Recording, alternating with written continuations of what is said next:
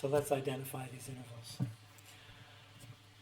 It's better in a way to do it away from the piano because you can be fooled. Sometimes an interval sounds like a major seventh, but it's written like an augmented sixth. So we don't want to make that mistake. So here we go. Let's do the first. Now the easy thing to do right away is to, we can plug in some numbers. That's a fourth. What kind? We'll figure that out. That's a third.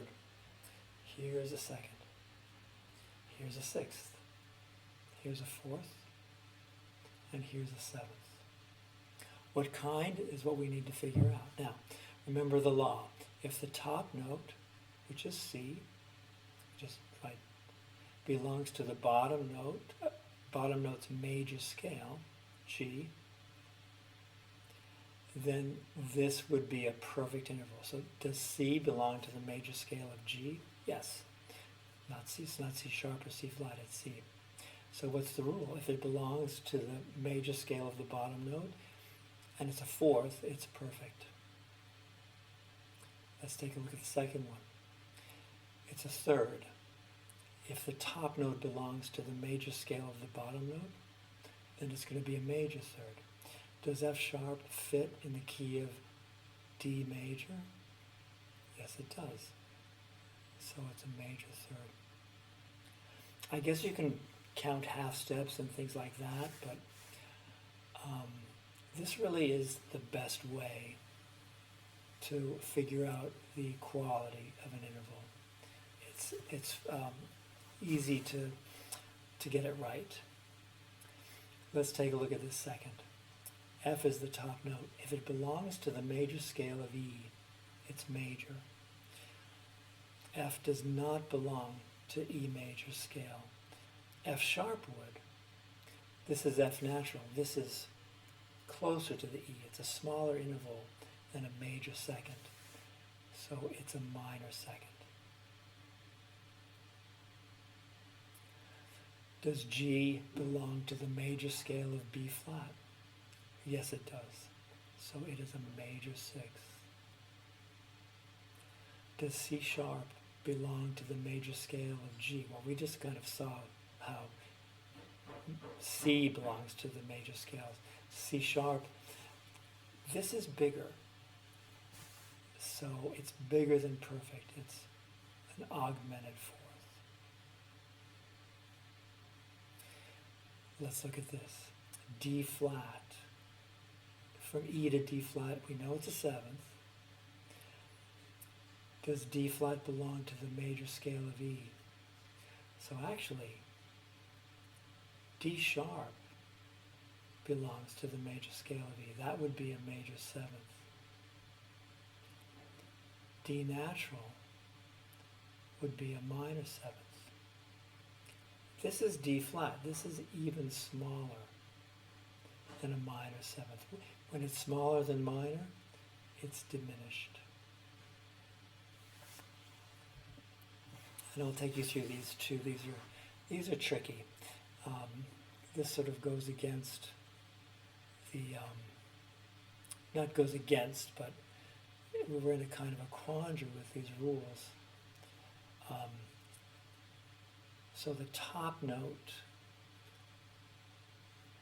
well, first of all, we have to give it a numerical value.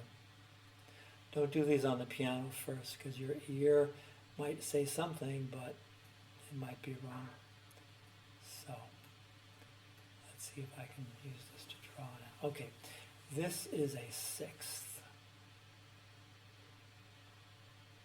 right? G to E, some kind of G to some kind of E. That's a sixth. We can't change the fact that it's a sixth. This is a third. We can't change this either. What kind of sixth? This is an issue, right? A problem. Because of we would say, well, the top note belongs to the major scale of the bottom note. It would be major. Now, what is the major scale of G sharp? Well, there's no such thing. So here's what you have to do. You have E flat on top. Let's think of this as G for a second instead of G sharp. and then we'll work backwards in a way. So E flat is E flat in the major scale of G. Actually, no. E is in the major scale of G. That would be a major sixth. E flat G over G is a minor sixth. So what happens when it's E flat and G sharp? Well, it gets even smaller than a minor sixth, right? The G goes closer to E flat. And what's smaller than a minor sixth is a diminished sixth. So in these situations, if there's no real key signature for that, I just sort of, I do the next easiest thing. Instead of calling it G sharp, I'll call it a G, and then I'll put the G sharp back and work from there. Okay, here's another strange one. E. Does E belong to the key signature of C flat? Well, there actually is a C flat key signature, but let's do this instead. Let's say, does E belong to the key signature of C? Yes, it does. That would be a major third. Now, E to C flat, is that closer or is that farther? Well, it's farther away. C flat is a half step lower, so it's like the interval is getting bigger. What's bigger than a major third? Be an augmented third. So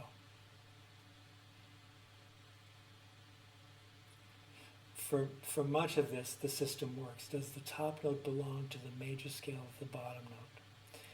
Sometimes no. Sometimes you have to figure it out a different way.